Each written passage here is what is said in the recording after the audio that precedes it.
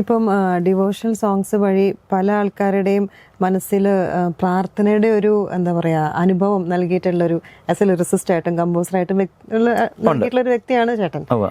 സ്വന്തമായിട്ട് അതിനെങ്ങനെയാണ് കാണുന്നത്? ഒരു കലാകാരനായിട്ടാണോ അല്ലെങ്കിൽ ഒരു ബിലീവർ ആയിട്ടാണോ കാണുന്നത്?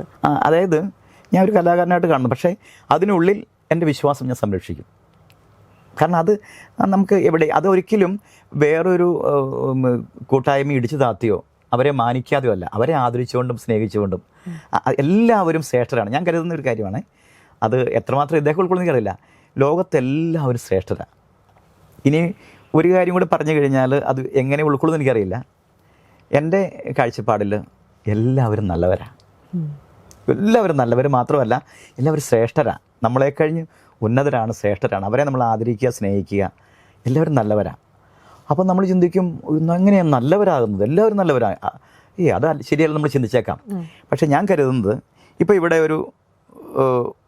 ഇന്ന് ഒരു 1,00,000 കുഞ്ഞുങ്ങൾ പിറന്നു. എക്സാമ്പിൾ, 1,00,000 കുഞ്ഞുങ്ങൾ പിറന്നു. ആ പിറന്ന കുഞ്ഞുങ്ങളെല്ലാം നിഷ്കളങ്കരാണ്. അവർ വളർന്നു വരുന്ന ചുറ്റുപാടുകൾ, സാഹചര്യങ്ങൾ അവരെ ഓരോ വ്യക്തിത്വ രൂപീകരണത്തിലേക്ക് മാറ്റപ്പെടുക. അത് അവരുടെ തെറ്റല്ല, അവർ വളർന്ന സാഹചര്യമാണ്.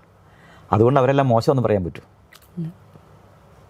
അപ്പം അങ്ങനെ ചിന്തിക്കുമ്പോൾ ഓരോരുത്തരും ചെയ്യുന്ന അവരുടെ ശരിയത് അവർ കരുതിക്കുന്ന, ചിലപ്പം നമുക്കറിയാം വളരെ ഭീകരമായ ചെയ്തികൾ ചെയ്യുന്നവരും അവരെങ്ങനെ നല്ലവരെന്ന് പറഞ്ഞേ, അതൊക്കെ അവരുടെ സാഹചര്യങ്ങളിൽ നിന്ന് രൂപപ്പെട്ട വ്യക്തിത്വങ്ങളുടെ ചില പ്രതിഫലനങ്ങളാണ്.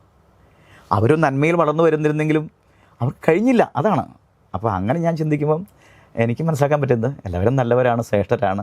എല്ലാവരെയും ആദരിക്കുക, സ്നേഹിക്കുക, നമ്മളുടെ ദൗത്യം ചെയ്യുക.